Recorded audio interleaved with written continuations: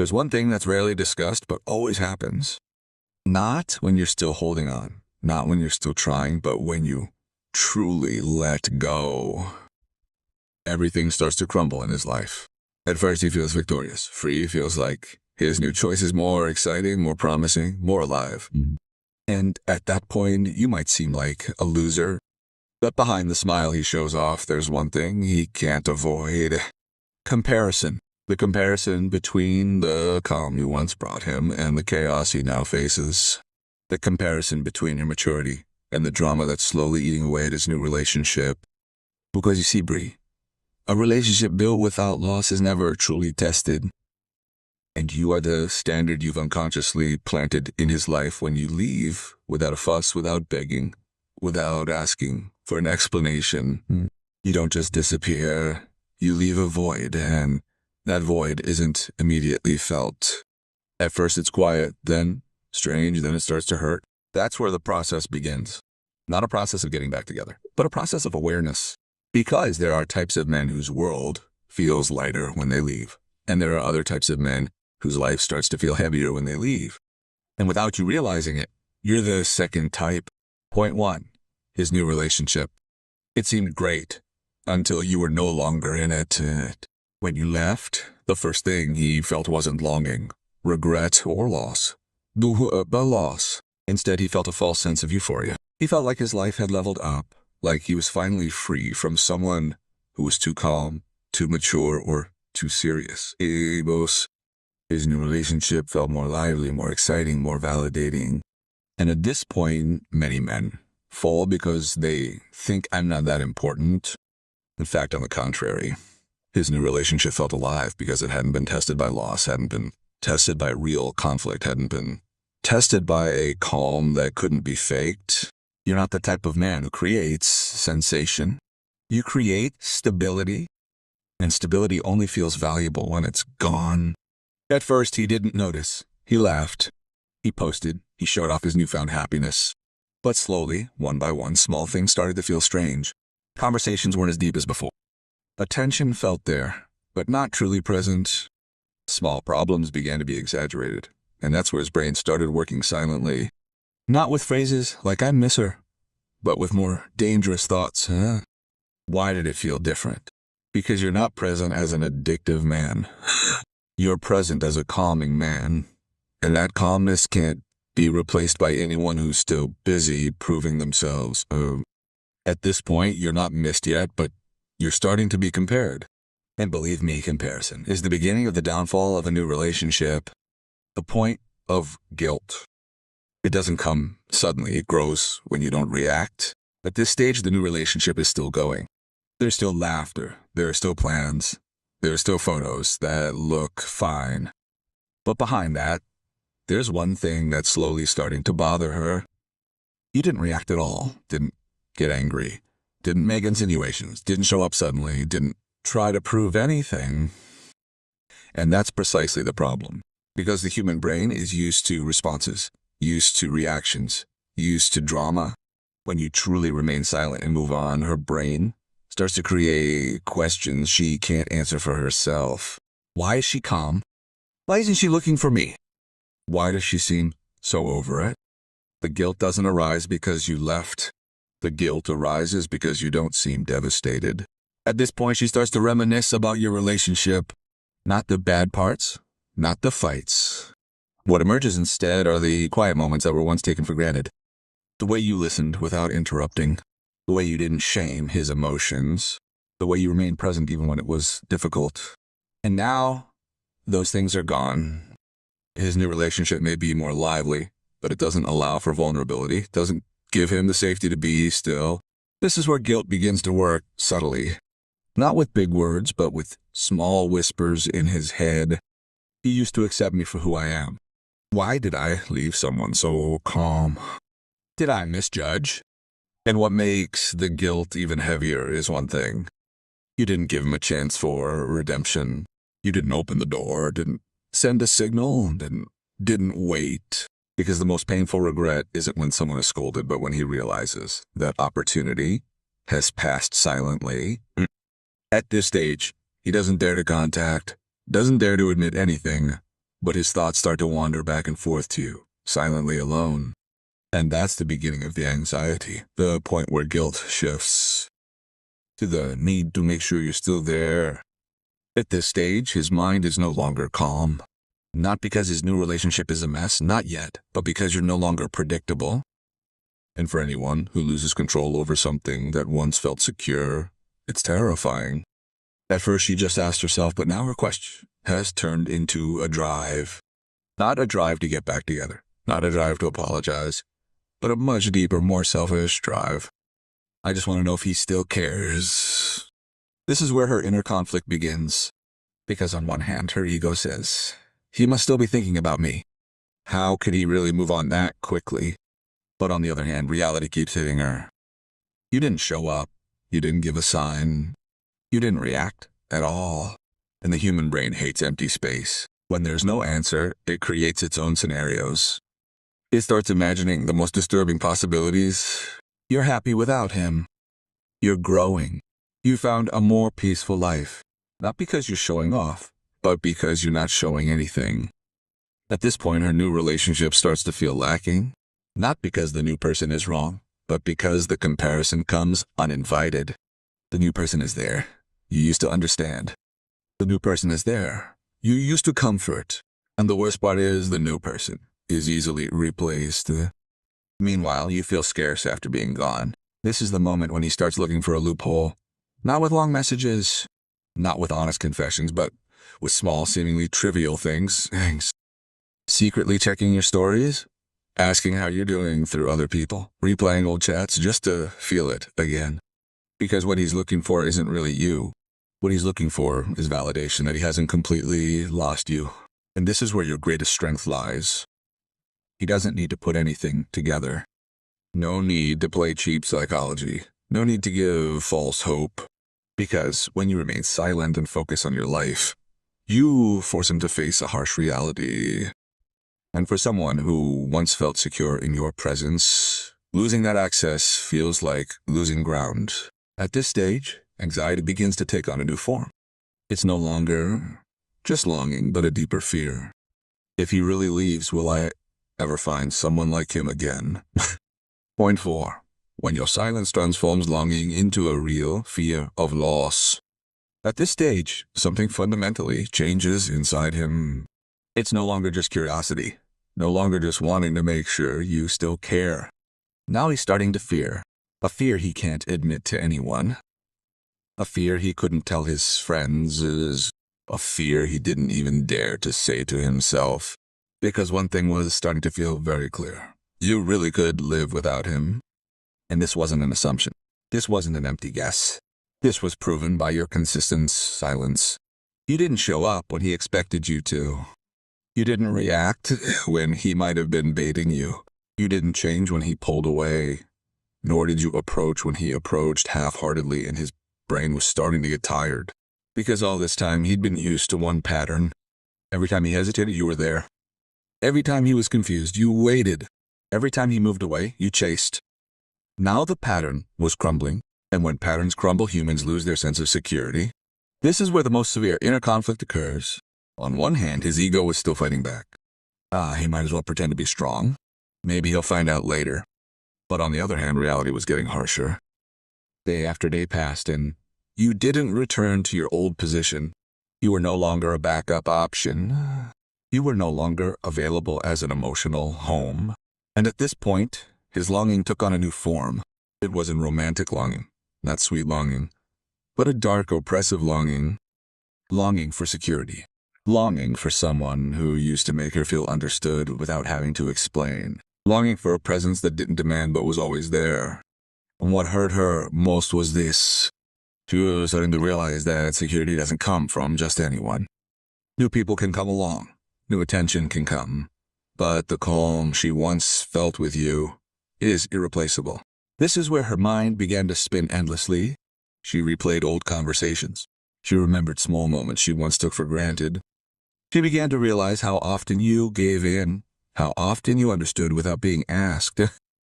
And regret began to creep in. Not regret for the loss of a relationship, but for regret for wasting someone sincere. However, there was one thing that tormented her even more. She wanted to get closer, but she was afraid. Afraid that you had truly changed. Afraid that you were no longer emotionally accessible. Afraid that her efforts would only make clear the one thing she avoided most. That you didn't need her anymore.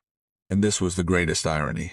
The more you stayed calm, the less you reacted, the more you focused on your own life, the more she lost control of her feelings. Because humans can accept rejection, but humans have a very hard time accepting irrelevance. Being rejected hurts, but feeling like he no longer matters is even more devastating. And at this stage, one question begins to haunt his mind every night. If I really leave his life, will I still matter? When the feeling of loss overcomes his ego, he begins to crack from within. At this stage, what is happening inside him is no longer a small conflict. This is not just longing, not just curiosity. This is an inner crack. Because for the first time, he is faced with a harsh reality that he cannot manipulate. You are no longer waiting. You are no longer standing in the same place. You are no longer controlled by his attitude. And for someone who is used to feeling like he has emotional power, losing that power feels like losing his identity. At first, he still tries to deny it. He said to himself, calm down. I still have other options. There are still many who can give attention. He is not the only one. And maybe logically that is true. But the problem is that feelings do not work with logic. Because every time he receives attention from others, comparisons arise. The way others listen is not as deep as you. The way others care feels forced. The way others are present is not comforting. And that's where his head starts to get tired, because he just realized that what he misses is not just your figure, but the way you make him feel safe without drama. Something that is now missing. In this phase, his wife is starting to lose slowly. He starts to reopen old chats, starts to remember how you used to be patient, starts to remember the moments when you chose to remain silent to maintain the situation.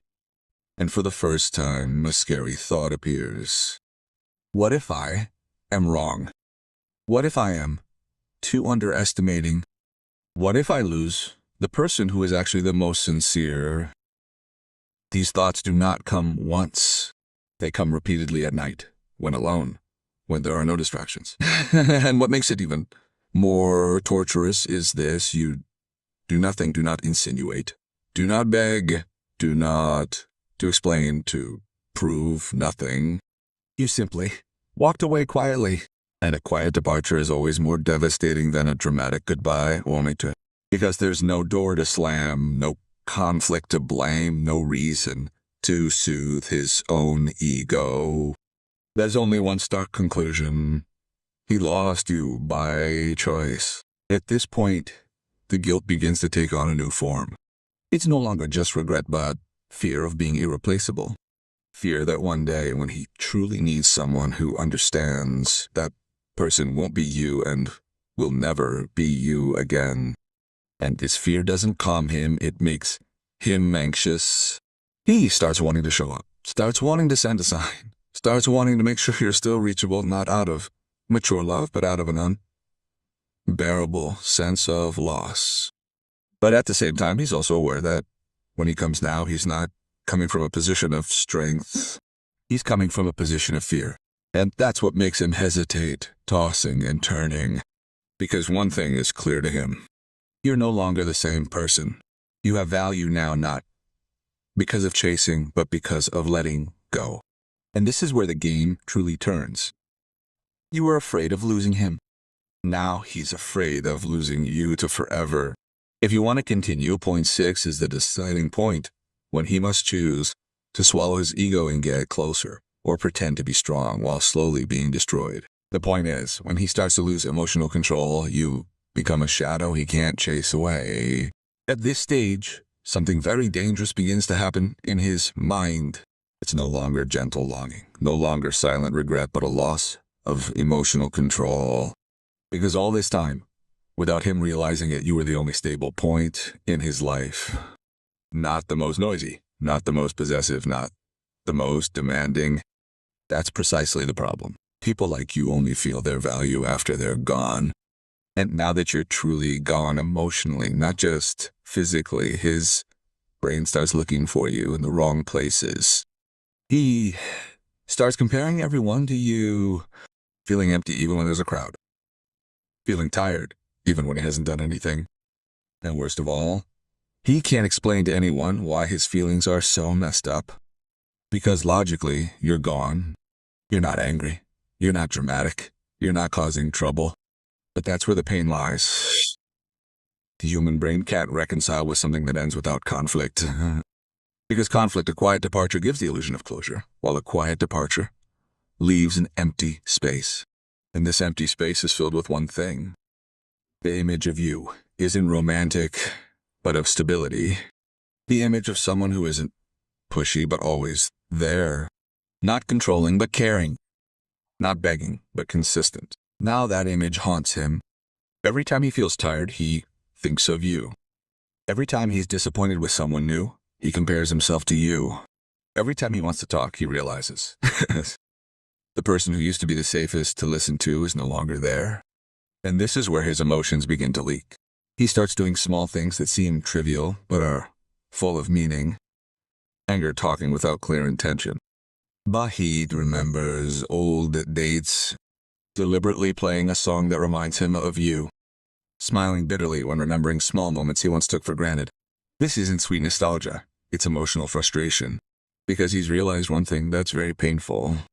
You didn't disappear for lack of effort, you disappeared because he was too comfortable taking things for granted. And this kind of guilt can't be healed by other people's attention. In fact, the more new people he meets, the more he realizes that not everyone can make him feel at ease without having to fight for it. At this stage, his ego is truly threatened. Because for the first time, this is the first time she feels like Anderson. Unwanted. Oh, she's needed to be anyone's emotional center.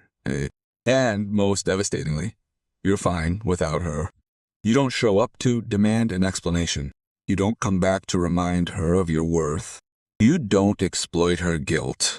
You're quiet, calm, focused on your own life. And steady silence is always scarier than a screaming fit. Not. Because that kind of silence sends one loud, wordless message. I'm not lost. I've just given up hope. And at this point, she begins to slowly panic. Not a dramatic panic, but a silent panic.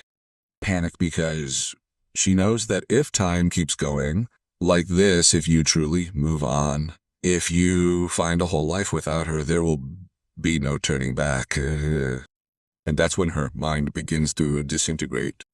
Getting closer means swallowing ego. Moving away means living with regret. Point 6 is the most fragile phase for her. Because this is where she begins to realize you're not lost. You're a lesson. That point. She begins to lose herself when you no longer react. This is the messiest phase for her, but the most peaceful for you. When you no longer react, don't get angry, don't explain, don't defend yourself, don't demand anything. Her brain is losing a hold on you. Why? Because he's used to reading your emotions, used to knowing when you're sad, when you're jealous, when you'll come back. Now all that's gone. And what's going through his head isn't sweet longing, but inner turmoil. He starts flipping through old notes. He replays small conversations he once considered trivial, questioning his own words, guessing what's going on in your head. What hurts him most is this one thing. He no longer knows his place in your life. Before, even though the relationship was falling apart, one thing was certain. You were still predictable. Now, you're calm. You don't react. You don't offer any emotional reassurance. And that makes him feel small because he's no longer in control. He doesn't get any feedback, and all that's left is his own thoughts that keep attacking. In this phase, many people collapse not because of love, but because they lose a significant role in someone's life who was once always available. And you don't have to do anything. Just remain silent with dignity. Because this silence isn't weakness.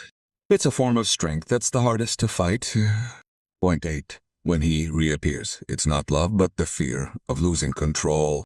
At this stage, many people misunderstand. When he suddenly reappears, whether through chat, whether it's a short story-like reaction or a trivial excuse, it's not because he's fully aware. It's because his emotional control has collapsed. He doesn't come with clear sentences, not with mature regret, not with full responsibility. He comes with nostalgic platitudes or pretends to care, because what he feels isn't healthy longing, but fear. Fear that you're truly gone. Fear that you'll find a life that no longer needs him. Fear that the important position he once considered secure is empty. And this is where the biggest trap lies.